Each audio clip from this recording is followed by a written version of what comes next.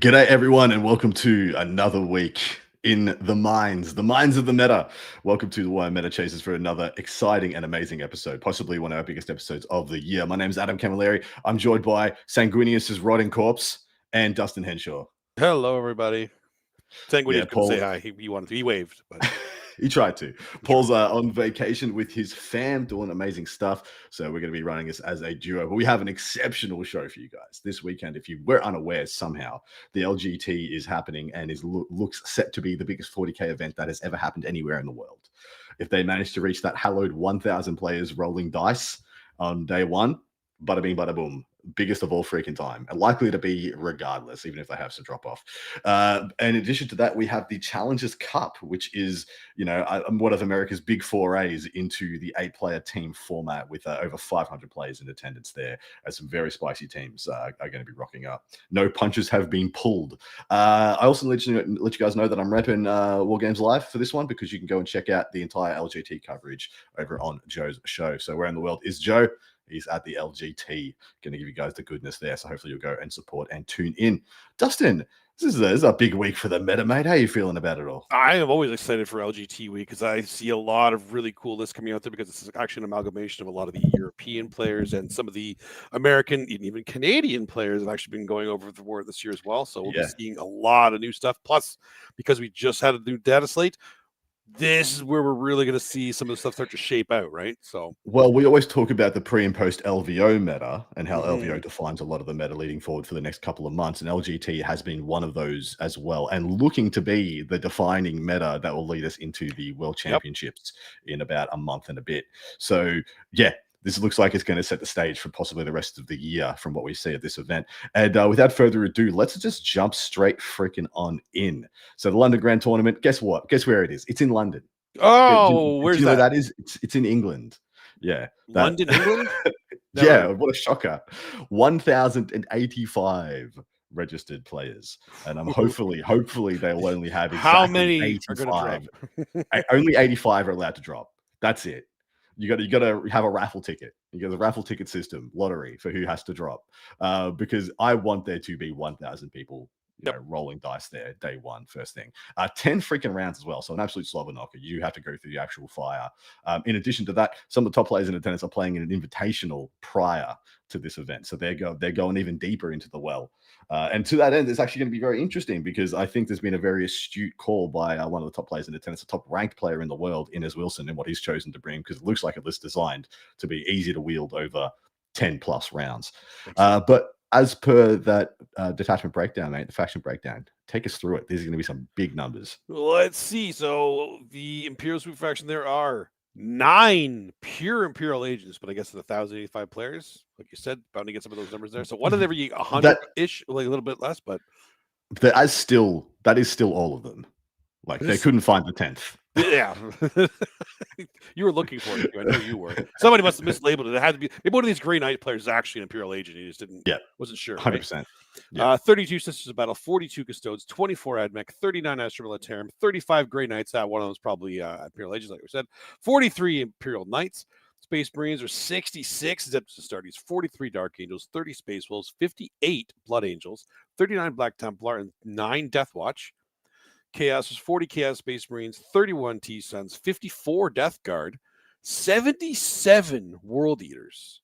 Wild. Let's talk. I want to talk about that first, like when we're done going through this breakdown, because that's insane. Enormous. But 31 Emperor's Children, 33 Demons, and 44 Chaos Knights. Xenos was 58 Necrons, 33 Orcs, 54 Tau, 27 Votan. Highbind, there's 35 Tyranids and 12 Genestealer cults. Eldari, there's 26 Drukhari and then 59 Eldari, meaning the faction podium is World Eaters at the biggest 40K event we have ever had, topping the podium with 77 in representation. Then Astartes, 11 below them with 66. Then Eldari below that at 59. I'm emphasizing this because World Eaters crushed all of these. Yes. Blood Angels and Necrons behind them with 58, and then Tau and Death Guard at 54. What is happening? How the mighty have fallen. If this was last month, Death Guard would be 100% on top. Like undeniably, you would say Death Right? Guard would be in the high 70s to mid 80s in representation. But even just from that slate, people are just so keen. The World Eaters, and which is very surprising to me because of the terrain formats that we play. I would have thought World Eaters was less good on the UKTC than the other two of their table formats. I would have just assumed that. I assumed that UKTC is the table format that's a little better for shooting. G Dubs in the middle, and WTC is a little better for combat. And it's not by much, not a huge delineation here, but the fact that there's like just a full ball, no breaks, melee pressure army overall, like just topping everybody. Like it's kind of not even close when you consider, Eldari is nearly 20 behind, 18 behind. Yeah. Blood Angels, Necrons, 19 behind, and then Death Guard look 23 players less than World Eaters. World Eaters absolutely coming out on top here. So it's going to be really interesting to see what that win rate and how they do across the ball, where they come out in the overall scrim of things. But super wild, unheard of stuff. Yeah, for sure. Anything else jumping out at you? I did find it funny that technically, like the World Eaters could just play each other and it'd be counted as a GT.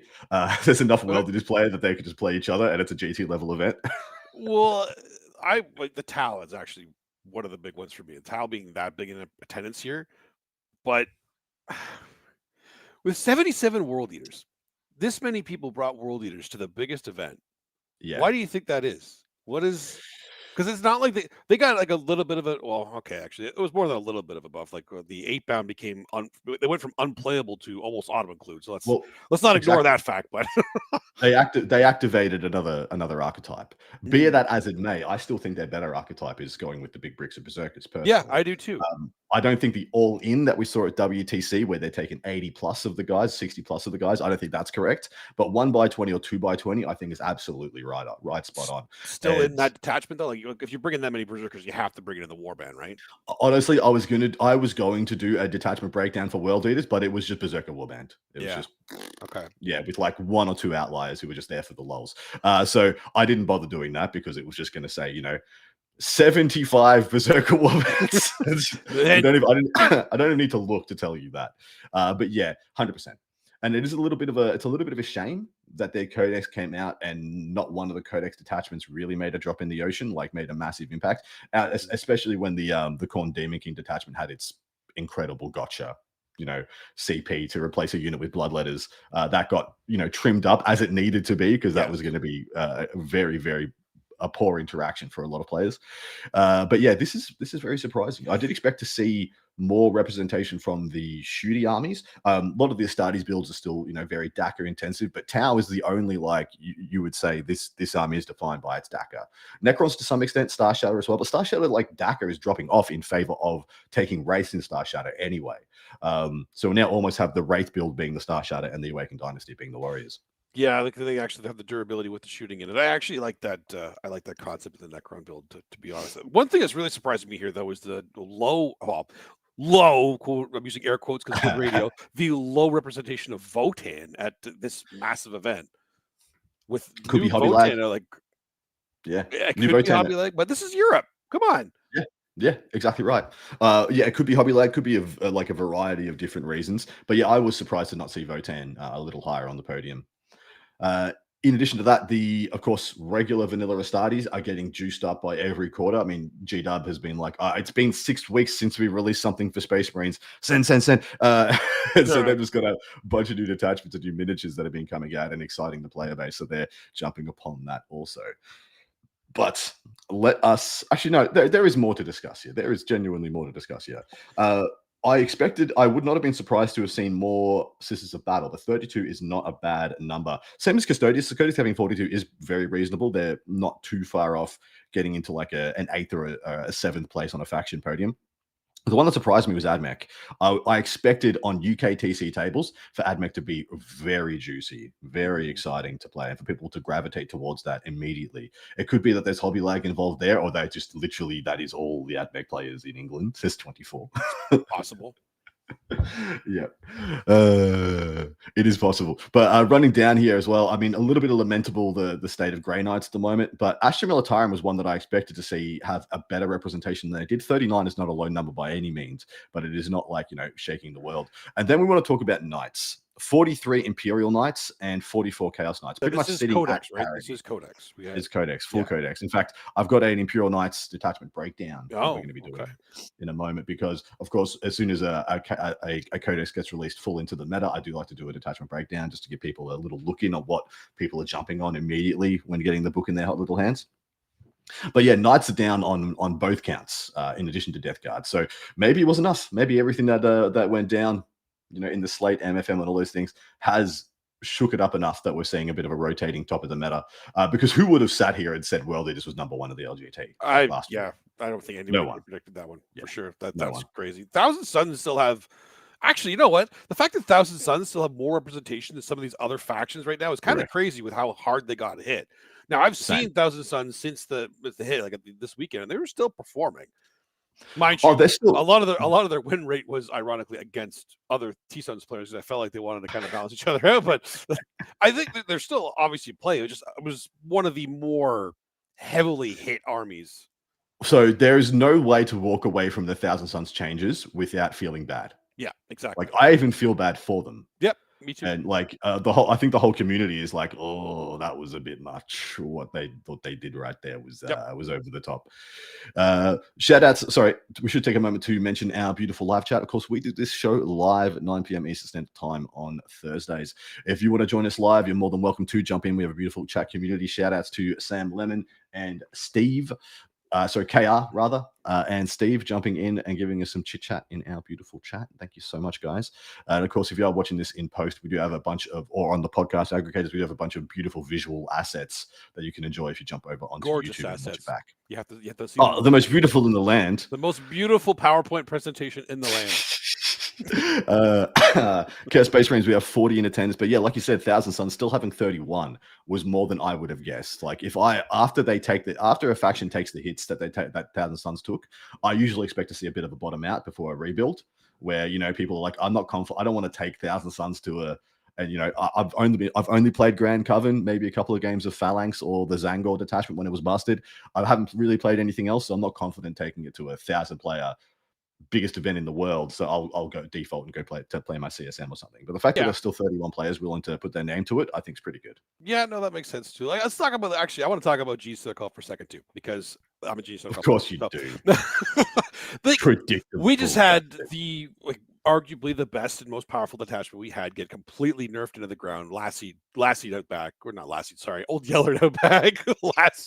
Anyway, but there's still 12 in this event. And I think that's the same amount that we would have before, minus one Innis, you quitter.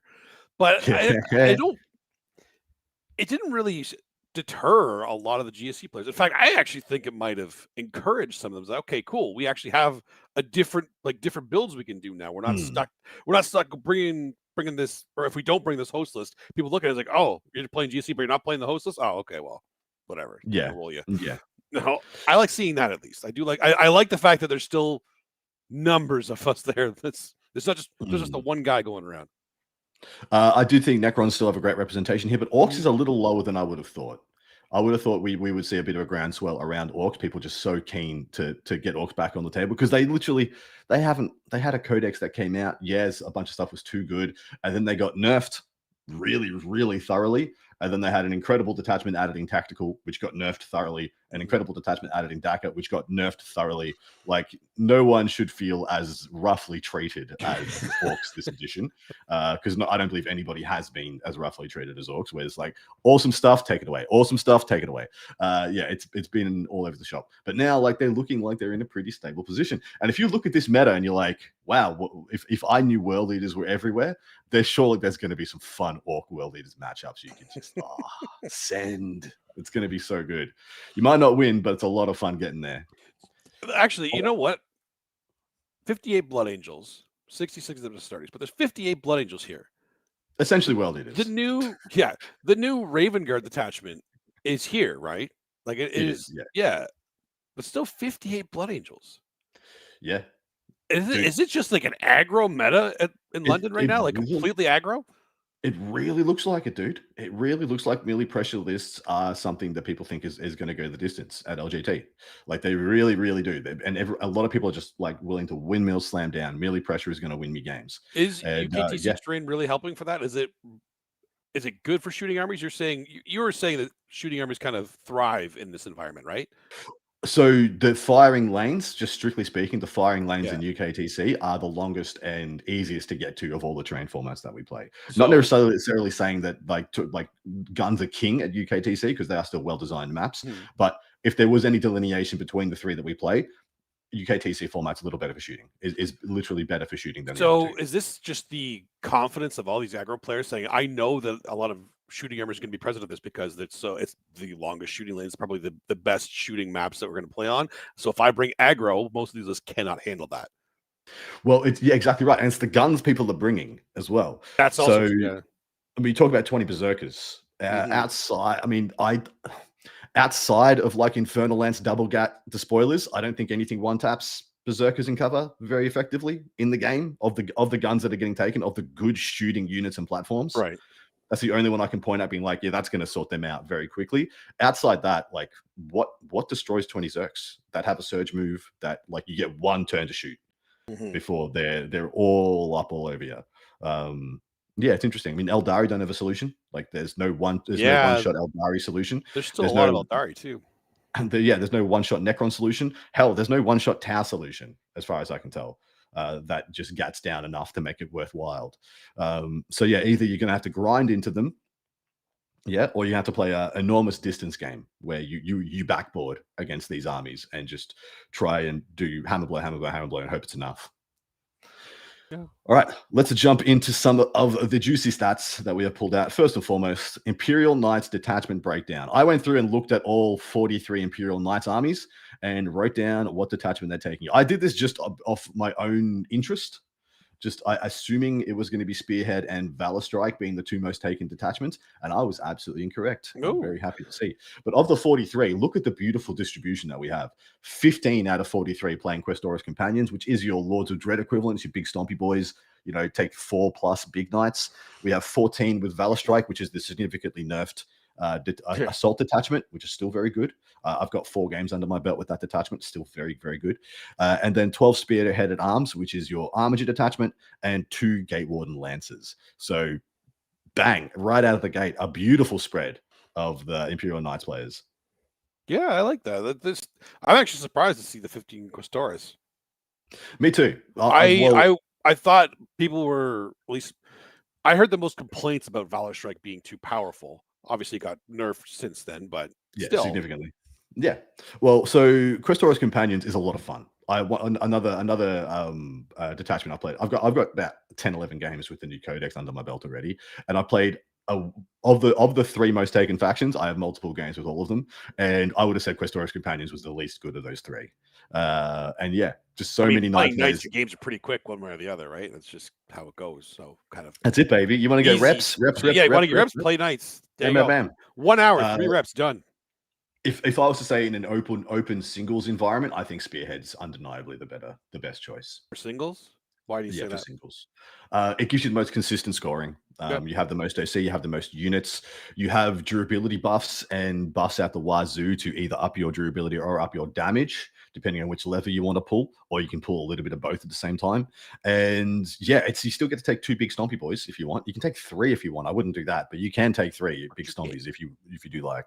But yeah, Questoris Companion seems to be the one people have gravitated to the most, but only by 1 player over Valor Strike. So those seem to be the 2 to go.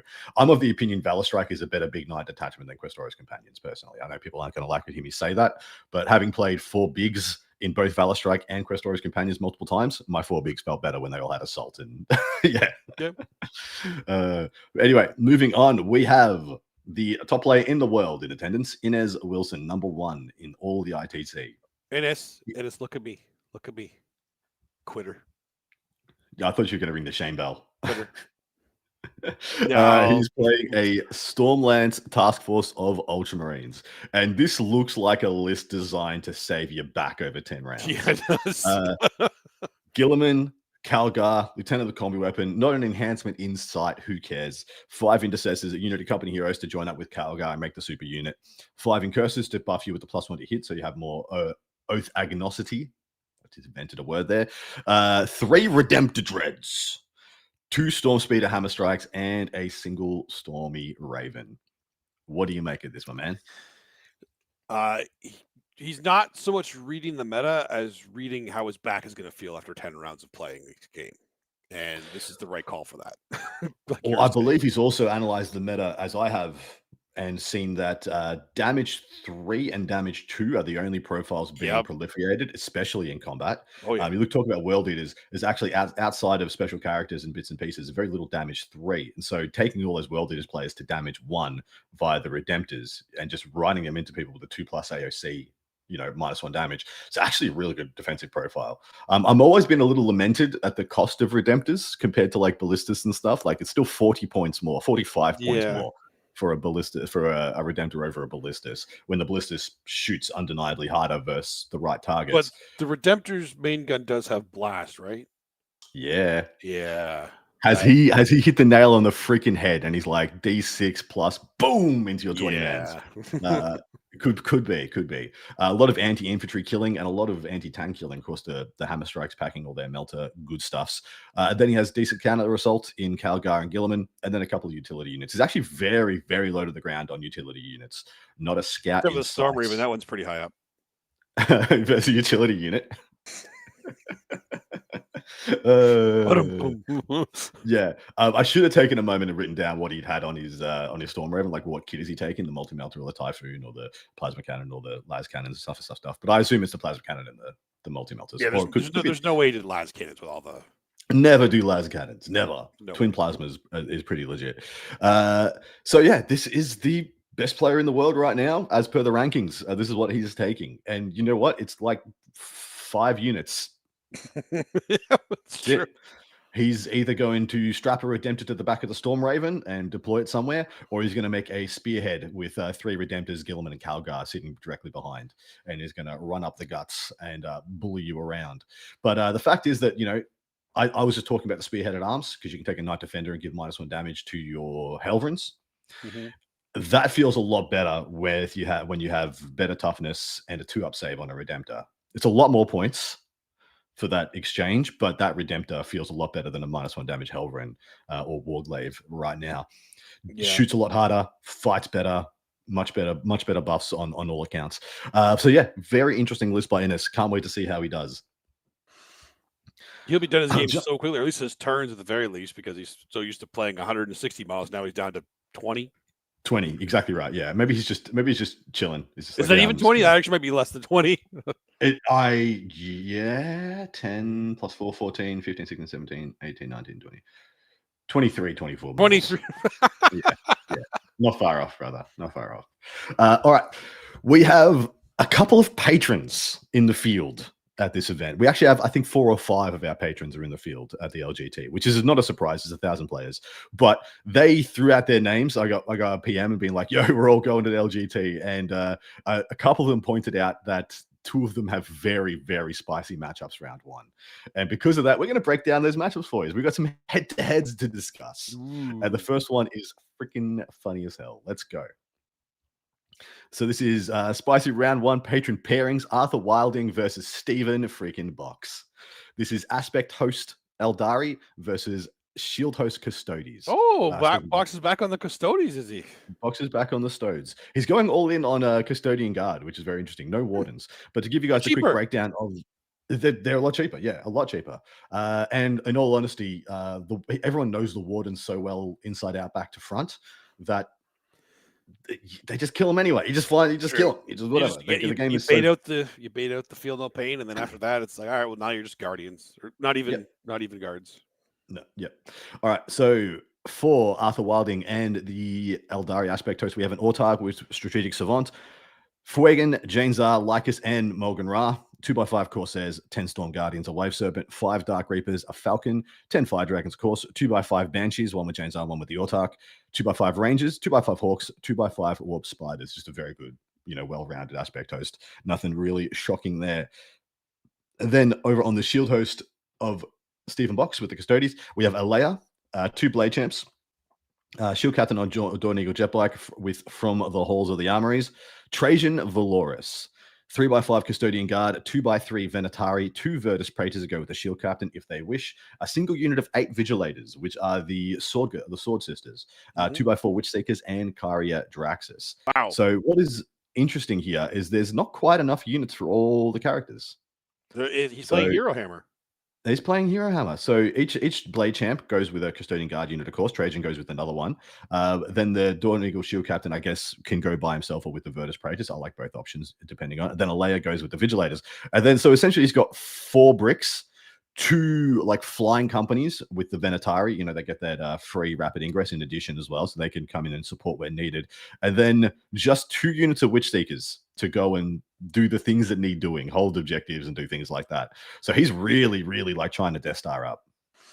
Well, let's be real here. For the way the Custodes play, you either go heavy into some durability and hope you roll enough 4-ups, or you kind of split it up like this. And I feel like this is actually a better way to play Custodes right now with how lethal the meta is. If you have a matchup where there's a lot of stuff that they could just kill your bricks no matter how much stuff you put in them, split them off and you just have more little MSU things. Putting a whole Gatling despoiler into a Blade Champ if they're on their own, like that's not worthwhile for them. They don't want to do that, but they might have to. Correct. And apologies, I did say it wrong because as it was pointed out, yeah, one of these characters is going to be running solo because Draxus has to join one of the Custodian Guard units and the Blade Champs as well. So as pointed out by KR, most likely Trajan is running solo. Yeah, exactly. Which makes a lot of sense. Makes a lot of sense to me. He's an absolute bruiser, and he's fantastic. Sorry, I'm verging on a sneeze. It's coming. It's coming. Everybody, cover your ears. Oh, he muted himself. He's actually good at that. That's pretty slick. I caught it. Pretty slick. Caught it. How do you see this matchup going? I mean, we don't know the mission. If there's anybody in the LGT attending that knows what the round 1 mission is, so we can have full context, that'd be fantastic. But this is like essentially 4 units of Custodes with 2 units of Venatari to add versus like Infinity Eldari. Yeah, see, like if I look at this at face value, if I'm not looking at names and I'm not looking at like the players that are playing right now, on the surface, it looks like Eldar have a pretty big advantage, right? I'd say Eldar do have an advantage. They out MSU the MSU build, and they can pretty much as reliably kill the Custodes as the Custodes can easily kill them. Yeah, but the trade game means that means like the Eldar can win the trade game unless Custodes roll a lot of Custodes are going to have to put their bricks on objectives. Yeah, because Hawks and Wolf Spiders will flip anything that doesn't have a unit of Custodian Guard on an objective. Oh yeah, it'll just get flipped from infinity range. So it's going to be spicy to see where that comes out. I do like the 2 units of the 3 units of Custodian Guard because there can be like a go turn where they get sent out, all 3 of them double shoot, and you can gun down a huge amount of Eldar bodies in that turn. But so mission will be is Terraform. Ooh, that is interesting.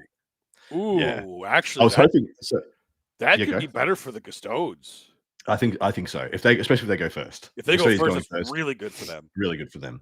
Vice versa, the same thing could be true for the Eldar. Of course, the Eldar have the only really like infiltrating units in the units of 2 units of Rangers.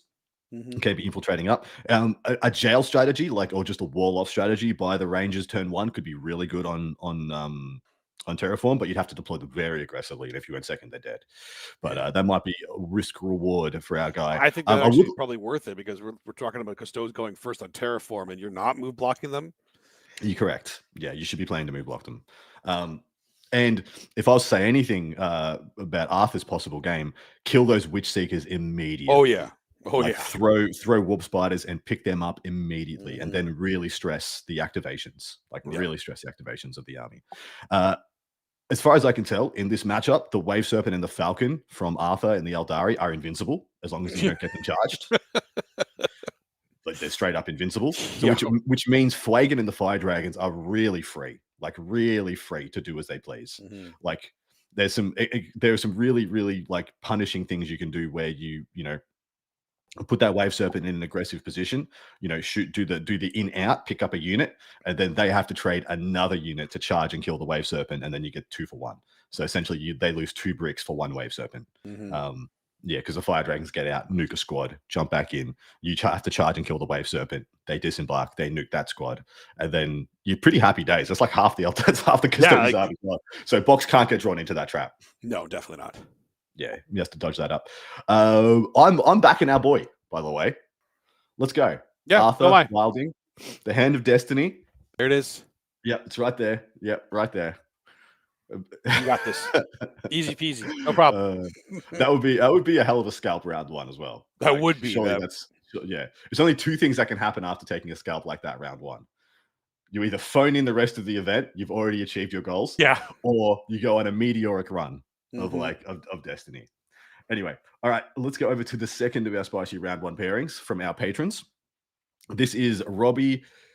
I don't know if it's Kiriog or Siriog Hughes. I don't know if it's a C or if it's a K or a sound. He's bursting Vic frickin' Vijay. This one is going to be possibly very rough. This is Ultramarines Vanguard versus Eldari Aspect Host. A very similar build to what Arthur's list was, so I'll just run through that one first quickly. Autark, Fuegan, Lycus, Morgan Ra. No Jane Zahir. And then we have 5 Corsairs, Wave Serpent, 10 and 5 Dark Reapers, a Falcon, 10 Fire Dragons, of course, 5 Banshees, 2x5 Rangers, 5 Striking Scorpions, 2x5 Hawks, and he's gone for the third unit of Warp Spiders, so the 3x5, which I personally have always been a fan of, with just how busted and how much control Warp Spiders give you. Anybody who takes less than 3, I'm like, I hope you have a reason. They're so freaking good, but they are super pricey for their points. Yeah. They are, but like you said, they are so valuable. They could do so many things in this game. And he is versus our boy Robbie. Go Robbie, you can do this. I believe in you. Easy. It's going to be hard, but you can do this. No, easy. Captain in Gravis armor, who has the Ghostwave cloak, which is the loan up enhancement. Then he has a Judicia with blade driven deep. That's infiltrate to him and his unit. And then a lieutenant with combi weapon with Shadow War Veteran. That's the Vector or the Cypher aura. Then he has Calgar, 5 Assault Intercessors, 5 Regular Intercessors, 6 Devastator Centurions, which on UKTC have much better firing angles than any other. In Vanguard, they're going to have a lot of play cycle on and off. And then he has a unit of Company Heroes, of course, to go with Calgar, 2x3 Eradicators, 2x6 Inceptors, one with Bolter, one with Plasma. That Bolter squad's going to be really big. They're going to have a field day. They need to have a field day. They need to have a field day. That's a better way to say. They need to have a field day. And then 5 Incurses and 5 Scouts. Look, Robbie's got the tools. He's got the tools to win this game. Yeah, absolutely. But it's you gotta outplay Vic. Not an easy task, but not an easy task. On he's pretty much his best faction as well. Yeah.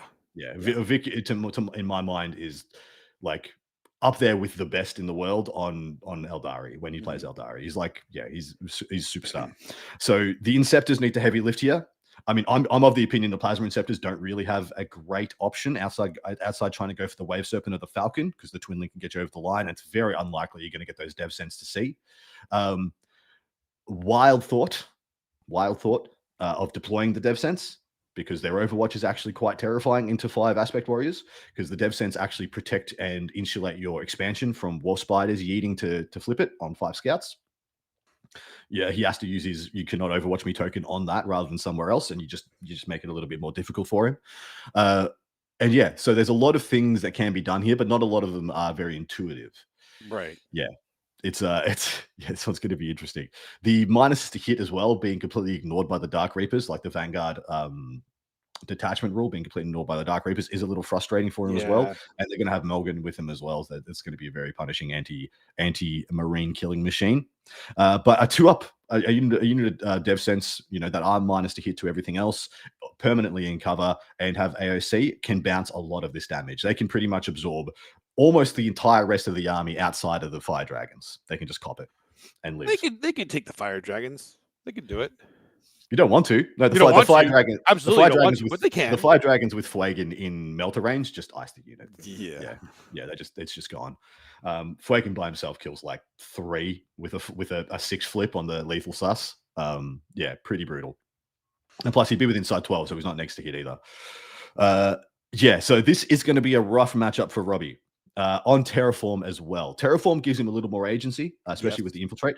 He's just going to be infiltrating 5 assault intercessors, which I'm really happy to see that he didn't price up to something like Blade Guard in this army, because just that unit with flies first in an aggressive position really keeps the Banshees from being used early. In addition, it's the perfect profile to go in and still whack 2 or 3 units of aspect warriors if you can get them all in range of the charge. Whereas if you had the Blade Guard, they still die just as quick to this army as assault intercessors in a lot of exchanges that could occur. So I do like that he's got that tool in here. The Gravis Captain with the Ghostweave cloak is just a chode. I love that dude. I love him. He is a brick. He is a cinder block, a fridge. Because half damage plus in a toughness 6 plus a good amount of wounds plus loan up. Yeah, exceptionally good. But yeah, I'm still going for our boy. Yeah, no, we have to. If you can get within 10 points of Vic, that's a freaking super. We count that as a win. I would count that as a win. Absolutely, we do.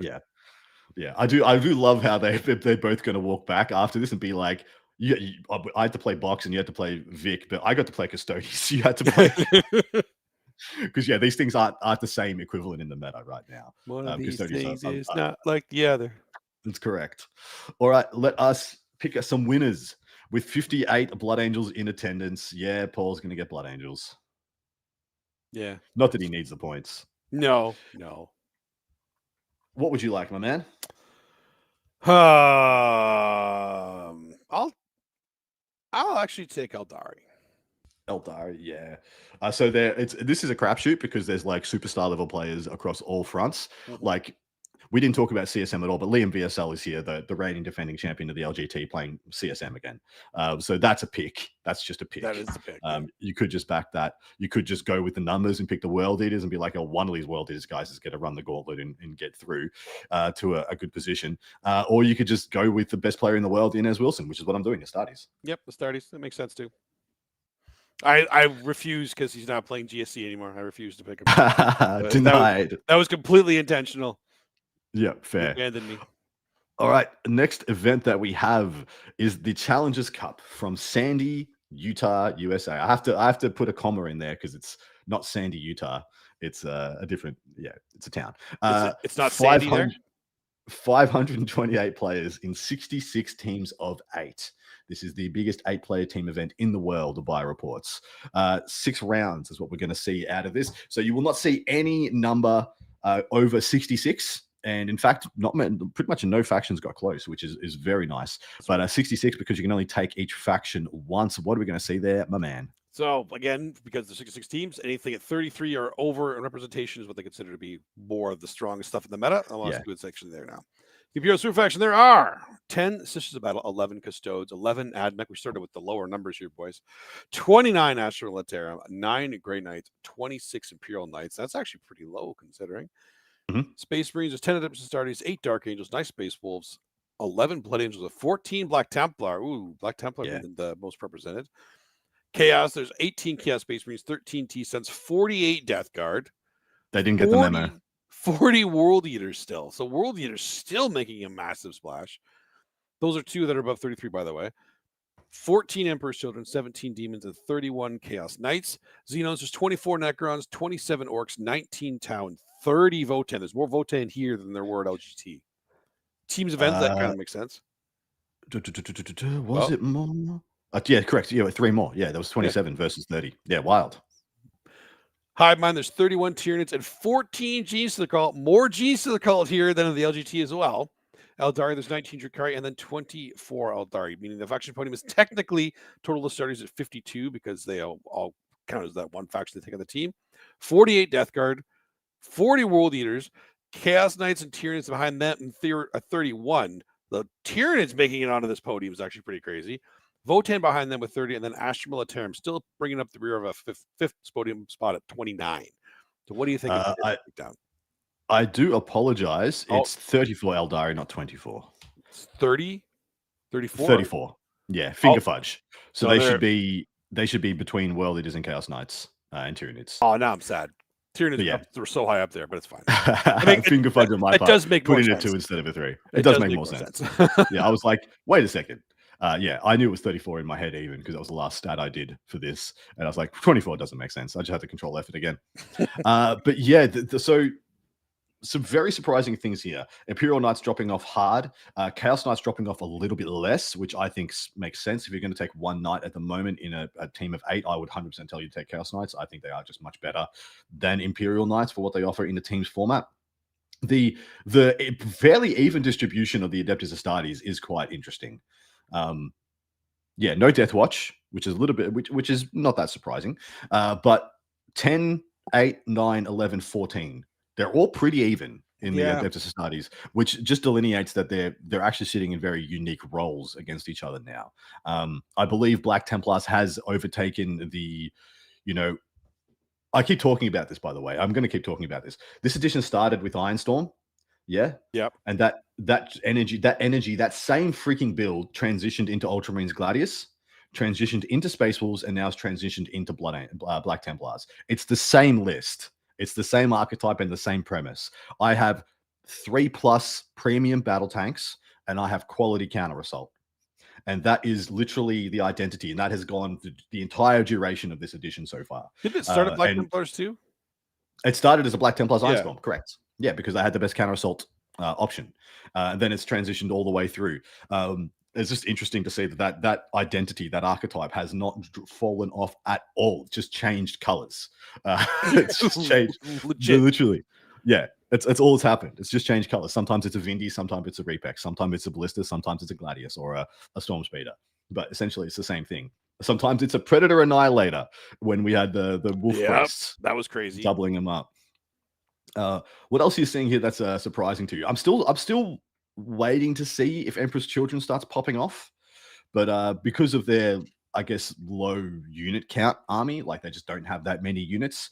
I have found that people who have picked them up early have already gotten a little disinterested because it's essentially playing the same units in the same detachment in the same way, or and already being like, this doesn't really have any wrinkles to offer. I actually feel like, aside from like Noise Marines and Emperor's Children, I feel like World Eaters are just a better version of them. Yeah, especially when the World Eaters host the Forge Fiends. Now they're a little bit now XE. with the Forge Fiends especially, yeah. Yeah, the Forge Fiends, I see. The thing is, like at WTC, I was talking to quite a few World Eaters players, and they were lamenting taking Forge Fiends at all. Yep. Which on WTC tables and for the purpose of World Eaters were there to do, that makes sense. And I wouldn't be surprised if we see Forge Fiends dropping off a little bit more anyway, just because the points are up and there's cool, exciting options to go to. Mm-hmm. But yes, wild stuff. Only 13,000 suns. Yep, so 1,000 suns starting to bottom out a little bit here. Less than half of what we saw over in the UK. Less Necrons than I would have thought. Far less Necrons. Only 24 Necrons is... In a team event, you feel like Necrons are actually one of the... But 8-man teams, you get to a point that eventually you're going to be bringing a few faction specialists if you have them. But with 8, you actually might run out of those too sometimes, depending on like your friend group, right? And then it's just, all right, what do we have that they can bring that can still bring something to our team? And Necrons have a couple of different builds. I think Shatterstar is probably the most popular one right now, or Awaken with the character spam, maybe a Warrior Brick in there. They do have a lot of places, and they can kind of fill a couple roles. But I'm of the opinion they are close to like... They're burgeoning on auto-include in 8-player teams to me. Necrons. Really? In my mind, they're one of the best things you can take in an 8-player team because it's one of the most even scoring factions in the game and has been for like I said, for the duration of the edition, similar to that Marines archetype. You can just throw it into freaking anything. There's only going to be 1 or 2 armies that people are taking that like are reds. And even then, they're not reds that are giving you a donut. You're not getting 0'd or 20'd. I would say, though, that 20 Berserker build of World Eaters is going to give it some stress. Like if you are taking 2x20 warriors, oh my god, they are not going to last. How many people are still taking 2x20 warriors though? Was it that many? Not many. No, most people are switched over to the Wraiths. Yeah, the Wraiths are like 1, maybe 2 bricks of Wraiths. And literally any detachment they take, it's not even. In fact, it's like almost never Canoptic now. It's just Wraiths added into Awakened or Shatterstar most of the time. Yeah. What else have we got here that's spicy? More orcs than Necrons. Yes. 27 orcs. Get in. Let's go. Tau is on the lower side at 19, but Votan is looking very healthy as well. So Votan made our podium. Unfortunately, Ashton Militarum has now been pushed off our podium Oh, because they're of not there anymore. Eldari Ignore there. them. Yeah, gone. Never to be Gone. heard of again. Never Don't worry, saw them. nothing to see here. I'm definitely not cooking like 3 Ashton Militarum lists at the moment. Absolutely. But for our detachment breakdown for this event, I have gone with Death Guard because they saw, no changes, but have seen less faction representation. So this is the variable stanks breakdown. Yes, of course, there is a lot of Virulent Vectorum. There's 48 players in attendance playing Death Guard. 48 teams took Death Guard in their lineup. Whoa. So keep reading. I'm just seeing the last one there. Yeah, I know. I was surprised to see a fourth detachment, let alone a fifth. I didn't know they had 5 detachments. I don't know what that one. I don't know what that one does. I'm going to look it up while you read it off. Go ahead. Yeah, one of those is the demon detachment, I assume. But of the 48 in attendance, yeah, sure, 31 are taking Virulent Vectorum. No massive surprise there. In fact, I'm surprised that number isn't higher, personally. 8 players are taking Mortarian's Hammer, 4 are taking Champions of Contagion, and 4 are taking Taliban Summoners. I don't know what that one does either. No idea. And then 1 solo baller is playing Flyblown Host. What?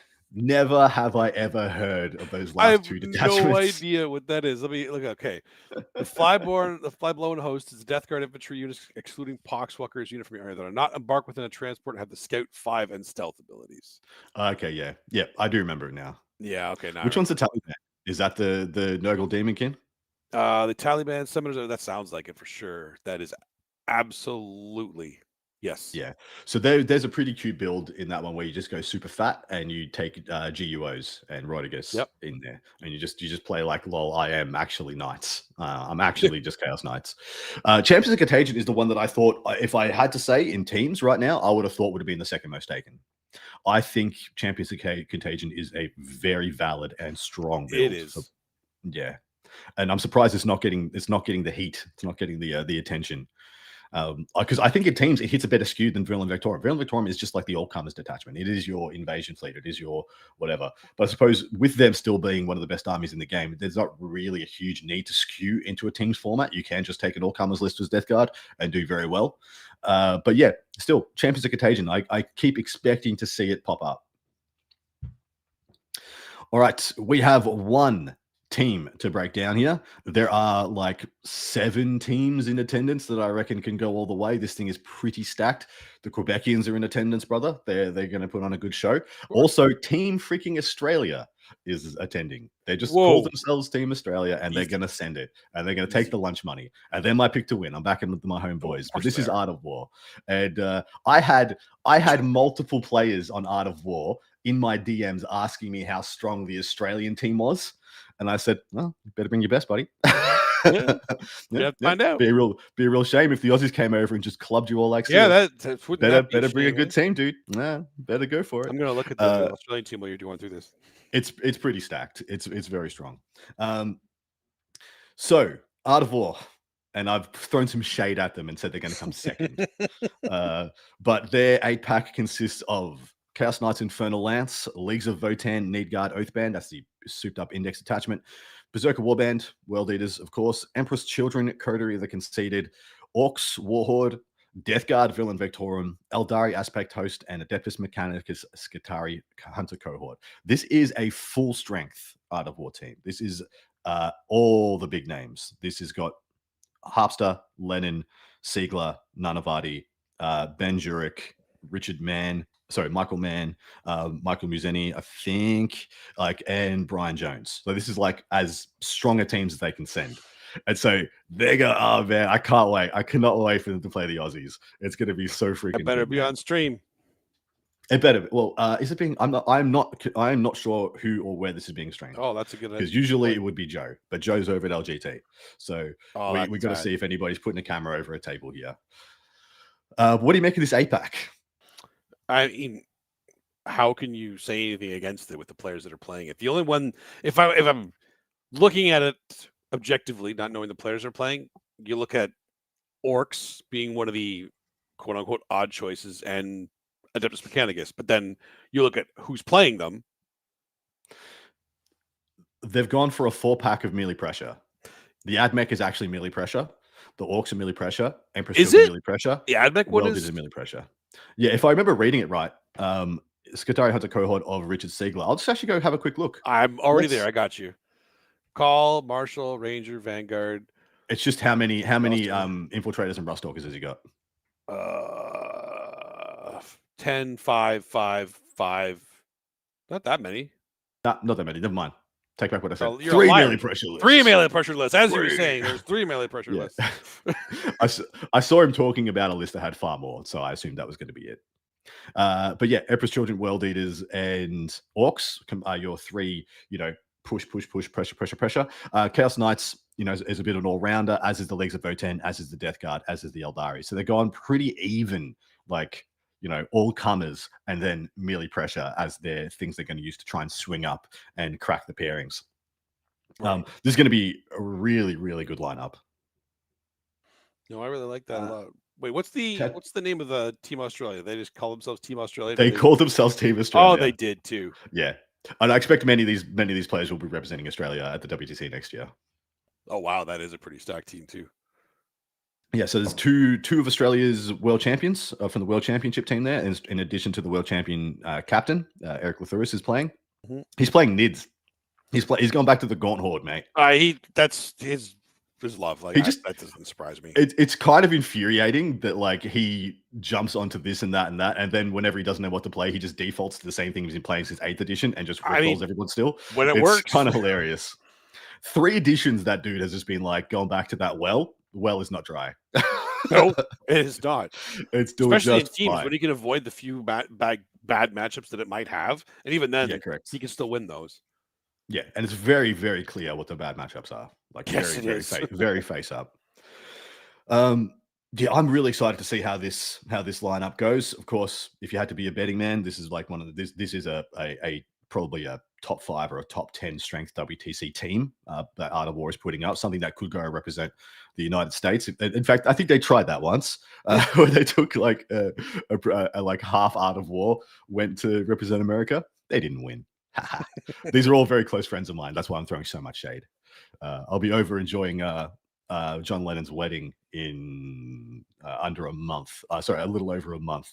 I'll throw so much shit at him if he doesn't win this event. So you can go up to the podium, the middle of the reception, just so you know. I'm gonna let you finish. but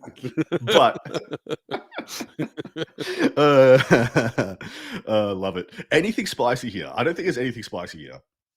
This is all just good factions played by good players playing a good version.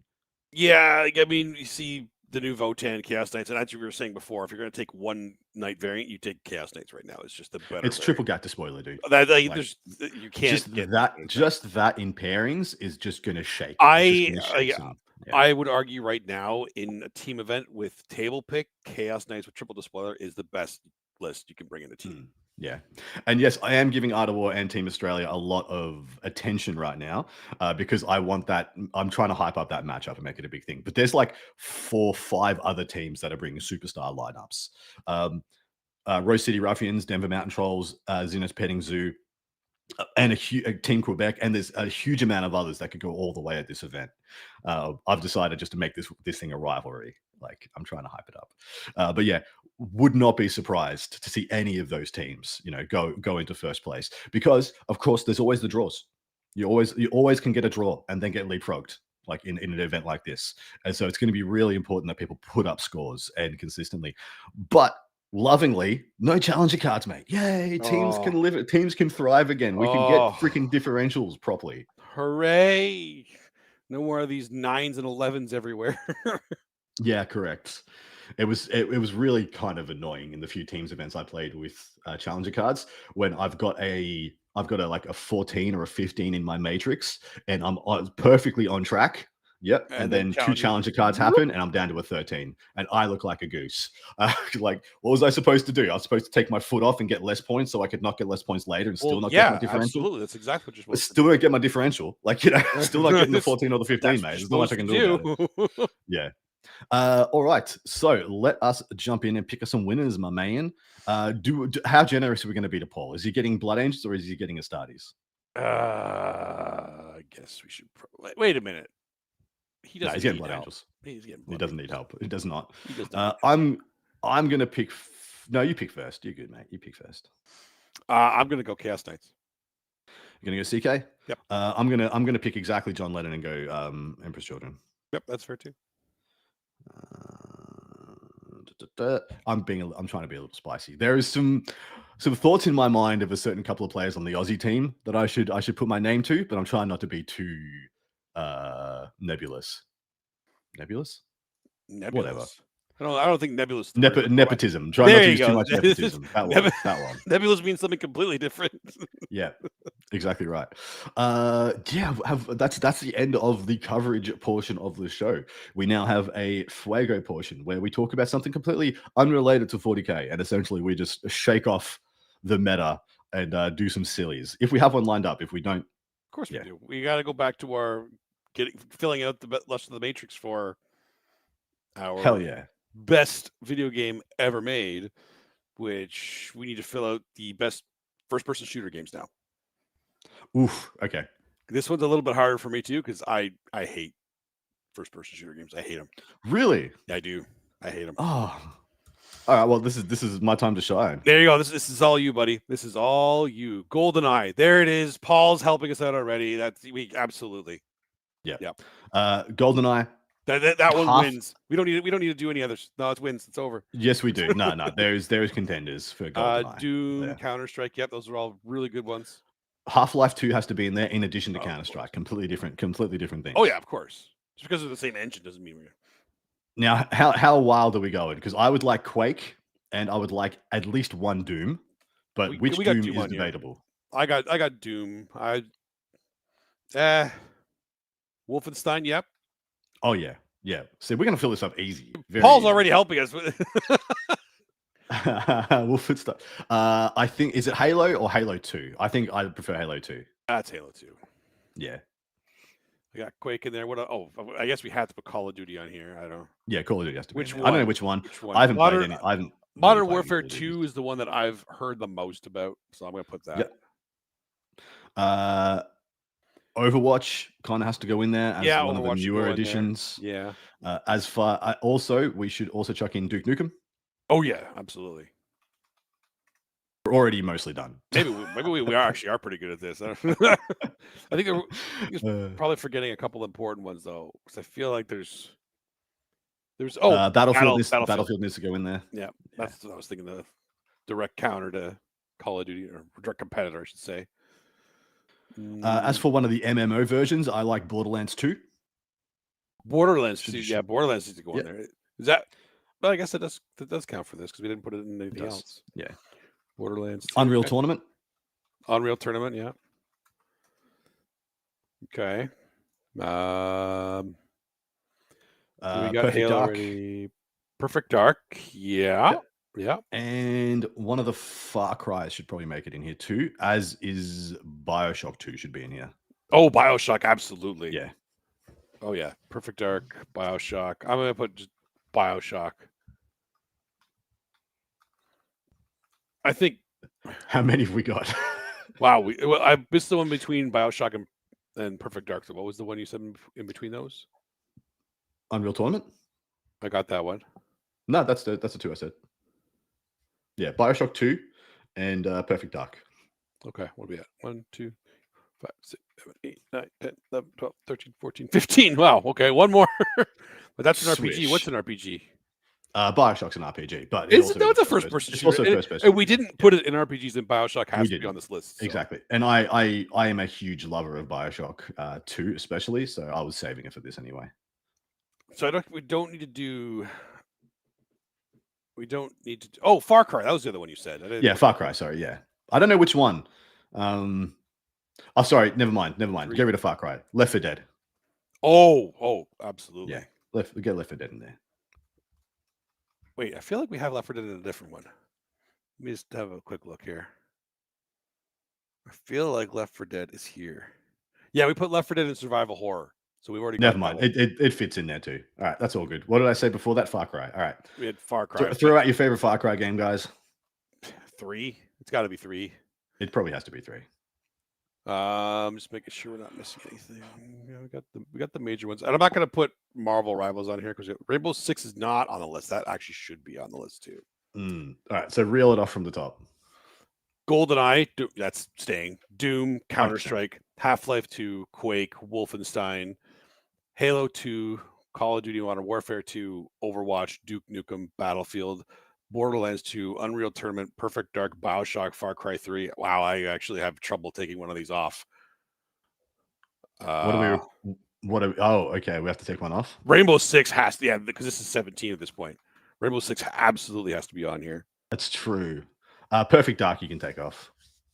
Really? Well, I guess we have GoldenEye on here. I think that's kind of covers that I think era. we can. The other one I would say is you could take Unreal Tournament off because it was essentially the same game as a bunch of the Quakes and a bunch, a lot of them using. Is there another one we can add on here now instead of that? Team Fortress. Oh yeah, TF2. Fortress 2. There we go.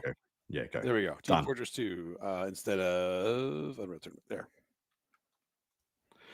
Done. That was very easy. That was way easier than I thought it was going to be. Man. Yeah, I didn't think that was going to be so simple. Anyway. All right. Wow. It's done. Hopefully you guys have enjoyed the coverage of the Challengers Cup and the LGT, which is, like we said, shaping up to be the biggest 40K event of all time. Hopefully you guys go and enjoy your coverage of said events. If you're playing in said events, enjoy your weekend. It's a brand new meta and things are looking pretty spicy, yet somewhat stable out there so far. If we had to read the weather, one sec. Yeah, stable. Work on your Worldies matchup, everybody. It's not going away. It's not going away. Anything you'd like to say before we check out, brother? No, I just want to wish everybody good luck this weekend, and I hope that somebody is streaming the Challenge Cup. Might be like Chevy might be covering it. So yeah, they had Tactical Tortoise got thrown out. Beautiful. So okay, that is great. Because that's gonna be hard to pick which one to watch. Because dual screen. Yeah, two only way. It's only responsible. I've got 4 screens. 2 of them are gonna be Warhammer this whole weekend. That's just how it's gonna go. Fantastic, dude. What are you? The Matrix? What are you, freaking? Dude, you know what I do for the architect in the Matrix? I do. Anyway, we are done. Love you all. Take care. Look after each other. Enjoy some Warhammer. See you next week.